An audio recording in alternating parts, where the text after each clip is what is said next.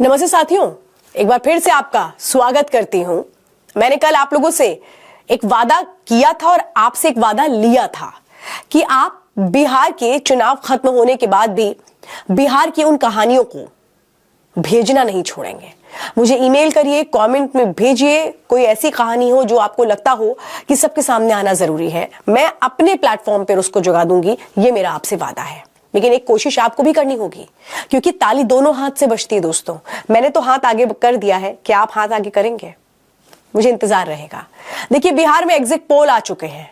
यहां exit poll exact होंगे कि नहीं होंगे ये तो हमें 14 तारीख को पता लगेगा। लेकिन एक बात तो बहुत क्लियर है। देखिए, इस पूरे मामले में जिस तरह से मैं पहले शुरुआत एनडीए की ही कर लेती हूं। एनडीए को बहुमत मिलता हुआ नजर आ रहा है सारे एग्जिट पोल्स में, और सबसे बड़ी चीज है कि बीजेपी स्ट्रांग होती हुई यहां पर नजर आ रही है। नीतीश कुमार को चुनावों के वक्त हमने देखा था कैसे बीमार बताने की लगातार कोशिश होती रही, लगातार ये बताने की कोशिश होती रही कि इन्होंने जनता के लिए कुछ नहीं किया। एंटी इनकम्बेंसी फैक्टर को हावी करने की कोशिश विपक्ष करता रहा, लेकिन ऐसा कुछ नहीं है। अभी भी Nitish Kumar, NDA strong position में इस एग्जिट पोल में नजर आती है। तो फिर सवाल ये उठता है कि आखिर चूक कहां रह गई, कमी कहां रह गई? अब महागठबंधन में आइए। महागठबंधन में तेजस्वी यादव को ऐसा शायद लग रहा है कि हो सकता है कोई चमत्कार हो जाए, हो सकता है वो मुख्यमंत्री पद तक पहुंच जाए। इसके लिए बकायदा वो पोस्टर भी जारी कर रहे हैं कि अब शराब की नहीं, हर घर होगी सरकारी नौकरी की डिलीवरी। अब इस तरह के जब आप पोस्टर्स लगाते हैं, अनरियलिस्टिक पोस्टर, क्या कोई मान सकता है कि सरकारी नौकरी की डिलीवरी घर पर होगी? मतलब आप घर पे सरकारी नौकरी का फॉर्म भिजवा देंगे और वहां लोग भरेंगे और इसके बाद उनको नौकरी मिल जाएगी। भाई, कौन सी दुनिया में जी रहे हैं? कौन सी युग में आप जी रहे हैं तेजस्वी यादव? सपनों की दुनिया से बाहर निकलिए। महागठबंधन के लिए बहुत खतरे की घंटी बज गई है, क्योंकि आप नीतीश कुमार सरकार को कटघरे में नहीं खड़ा कर पाए। आप लोगों के मन में ये विश्वास नहीं जता पाए कि आप जो बोल रहे हैं वो सही है। आप लोगों को इस बात पे एक तरह से 100% गारंटी नहीं दे पाए कि आपकी सरकार आएगी तो आप जो कह रहे हैं कि 20 महीने में हर किसी को सरकारी नौकरी मिलेगी, उसका फॉर्मूला क्या होगा। लोग समझ गए कि आपकी बातों में कितनी सच्चाई है और क्या ये हो सकता है या नहीं हो सकता है। बिहार की जनता ने इस बार जबरदस्त वोट किया। बिहार के इतिहास में सबसे ज्यादा इस बार वोटिंग हुई है। सोचिए, जो लोग बाहर रहते हैं वो लौटे घर, उन्होंने वोट किया, युवाओं ने वोट किया, महिलाओं की भागीदारी भी इलेक्शन कमीशन ने दिखाई कि कैसे 71% फीमेल्स ने वोट किया है, 62% मेल्स ने वोट किया है। ये जबरदस्त आंकड़ा है दोस्तों, और जबरदस्त तरीके से जो बिहार है वो मन में ठाने बैठा है कि बिहार को तो हम आगे लेकर के जाएंगे। यहां इस बार किसी की ये नहीं चलेगी कि हमें सीट चाहिए तो हम कुछ भी कह जाएंगे और उसके बाद हम जो जनता है वो उस पर झूमने और नाचने शुरू कर देगी। बिल्कुल भी ऐसा नहीं है। अब यहां जरा मैं एक बात कर लेती हूं जनसुराज की। प्रशांत किशोर जी के जो चेहरे का रंग है वो उड़ा हुआ है, क्योंकि प्रशांत किशोर ये कह रहे थे या तो 10 आएंगी और या फिर 150 आएंगे, बीच में तो कुछ होगा ही नहीं। लेकिन प्रशांत जी, आप तो 5 के आंकड़े को भी छूते नजर नहीं आ रहे हैं। कई ऐसे एग्जिट पोल हैं जिन्होंने आपको बिल्कुल जमीन के अंदर धसा दिया है, यानी 0 पर हैं आप। कई ऐसी हैं जो 2 या 3 सीटें आपको दे रही हैं। लेकिन प्रशांत जी कह रहे हैं कि नहीं भाई, ये तो एक अनुमान है। जो लोग हैं उनको पैसे दे दिए जाते हैं कई बार, और उसके बाद वो आप जो पार्टी का नाम आप उनसे कहलवाना चाहते हैं वो कह देते हैं। भाई, ये तो पैसों की बात है। मतलब आप बिहार के लोगों के लिए कह रहे हैं बदलाव की जरूरत है, और बिहार के लोगों को ही आप करप्ट भी बोल रहे हैं। ये कैसा दोगलापन है प्रशांत जी? वैसे ये आरोप तो आप पर भी लगे हैं चुनाव के पहले कि आपने खूब पैसे बांटे हैं, फिर उसका क्या? लेकिन मैं तो प्रशांत किशोर आपसे हाथ जोड़कर इस वक्त ये विनती करूंगी, अब आप करेंगे क्या? पलायन कैसे रोकेंगे? इतने लोगों को जो आपने कह दिया था कि भैया अपने अपने कंपनियों में फोन करके बोल दो कि 10-20 हजार की नौकरी के लिए तो हम आएंगे नहीं, छठ के बाद आपको वापस नहीं जाना पड़ेगा, आपको यही रोजगार मिल जाएगा। अब उसका फॉर्मूला क्या होगा? जो लोग आपकी बातों पर यकीन करके बिहार में बैठ गए होंगे और जिन लोगों ने आप पे यकीन करके अपनी नौकरियां छोड़ दी होंगी, उनका क्या होगा? आपने कभी ये सोचा? क्योंकि आपको तो सिर्फ और सिर्फ चुनावी फायदा नजर आ रहा था। आपको ये समझ में नहीं आ रहा था कि वो लोग जो आपकी बातों पर आंख मूंद के यकीन कर रहे हैं उनके भविष्य का क्या होगा। भाई, आपके पास हजारों करोड़ रुपए है, तो क्या वो लोगों में आप बांट देंगे? ऐसा तो प्रैक्टिकली पॉसिबल ही नहीं है कि आप लोगों में बांट दें। तो फिर इन लोगों का क्या होगा? क्योंकि आपकी स्थिति बेहद खराब नजर आ रही है। प्रशांत किशोर ओवर कॉन्फिडेंट थे क्या, या प्रशांत किशोर खुद चुनावी मैदान में नहीं उतरे और इसीलिए लोगों का भरोसा जनसुराज से उड़ गया? क्या ये एक बहुत बड़ा फैक्टर था? जो एग्जिट पोल इस वक्त दिखा रहे हैं वो तो प्रशांत किशोर आपकी 3 साल की मेहनत पर पानी फेरता हुआ नजर आ रहा है। अब आप क्या करेंगे?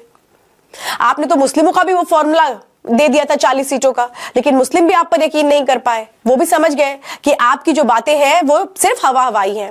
लेकिन दोस्तों, मैं यहां पर एक चीज और देख रही हूं कि एक बात बहुत क्लियर है, ओवैसी ने भी 100 सीटों पर अपने कैंडिडेट उतारे, लेकिन वहां पे भी उनकी जो पार्टी के लोग हैं वो बहुत कुछ ऐसा नहीं कर पाए।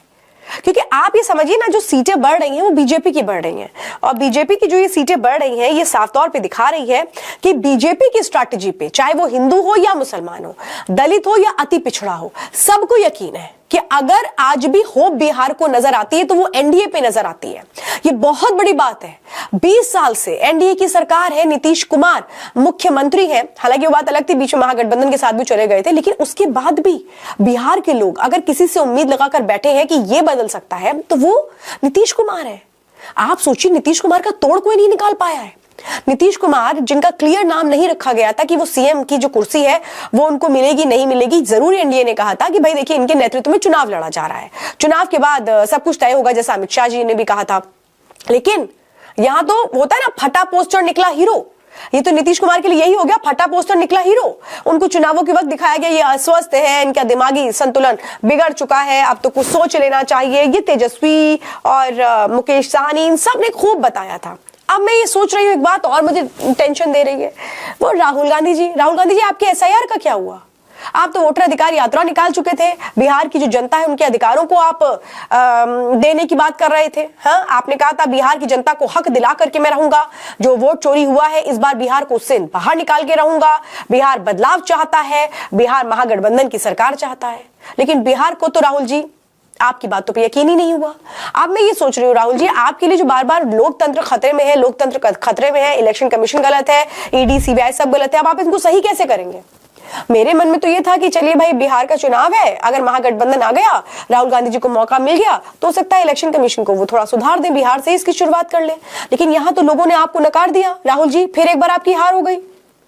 आप इतना फ्लॉप क्यों साबित होते हैं? आपको लोग आपकी बातों पर यकीन क्यों नहीं कर पाते हैं? और इस वक्त देश ये पूछ भी रहा है कि आप हैं कहां पे, दीदी के साथ कहां गए हैं आप? प्रधानमंत्री के ऊपर आरोप लगाए जा रहे हैं कि भाई ब्लास्ट हुआ और उसके बाद प्रधानमंत्री देश छोड़ के चले गए भूटान में। ये तो बहुत गलत है। भूटान में क्यों घूमने गए हैं? और बाकायदा कांग्रेस जो है वो घेर रही है। देखिए, ब्लास्ट हुआ और सबसे ज्यादा जरूरत है इस बात को ध्यान में रखने की, लोग इसको चुनाव से जोड़ रहे थे, सबसे ज्यादा जरूरी इस बात को ध्यान में रखने की। बिहार के लोगों से भी मैं कहूंगी, आपके बच्चे बाहर पढ़ते हैं, सब है, अगर इस तरह के जो टेररिस्ट हैं, जिनके नाम के आगे डॉक्टर लगा है, ये क्वालिफाइड लोग हैं, इनसे कभी कोई ये उम्मीद नहीं करता कि ये इस तरह से बम धमाकों में भी शामिल हो सकते हैं। ये उस तरह के माइंडसेट के लोग हो सकते हैं जो देश से गद्दारी के लिए अपने आप को तैयार कर रहे हो, और जाने कितने गद्दार उन्होंने तैयार कर लिए होंगे।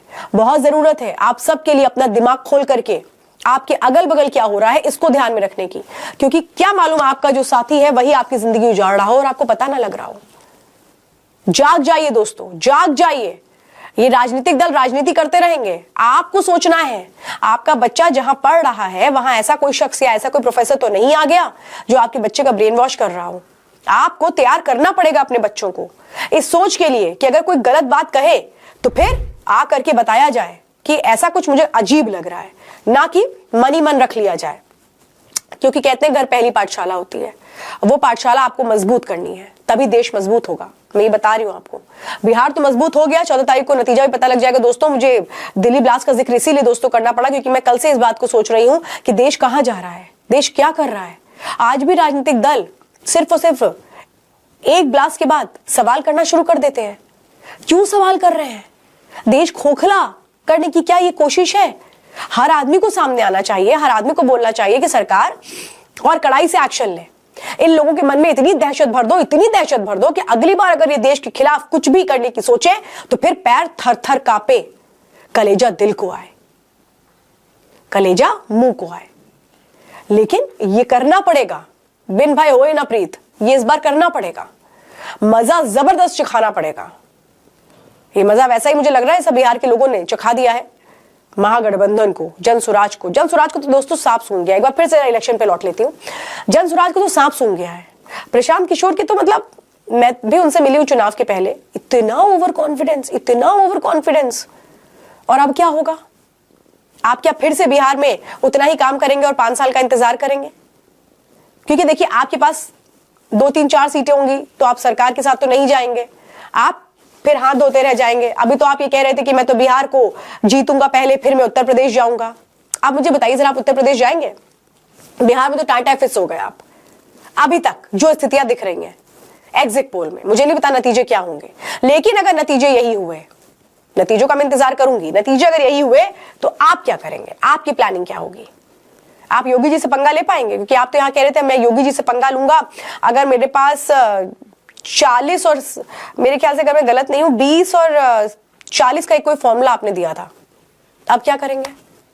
तो दोस्तों इस वक्त राजनीति से अलग उठ के हमें सोचना होगा अपने लिए, अपने देश के भविष्य के लिए और अपने बच्चों के भविष्य के लिए, क्योंकि बिहार में तो सब कुछ तय हो चुका है। बस अगर इंतजार है तो 14 नवंबर का, और मुझे इंतजार है आपके उन वीडियोस का जो बिहार की असल तस्वीर को लगातार दिखाती रहेगी, चाहे चुनाव हो चाहे ना हो।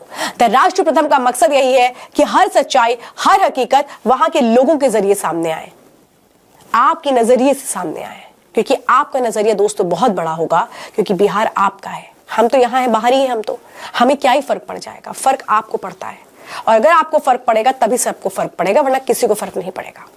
तो आप सोचिए आपको कितना फर्क पड़ता है, और उसके बाद मुझे कमेंट सेक्शन में जाकर के वीडियोस भेजिए, आपकी राय जो है वो आप बताइए। चैनल को लाइक कीजिए, सब्सक्राइब कीजिए, बेल आइकन दबाना मत भूलिए।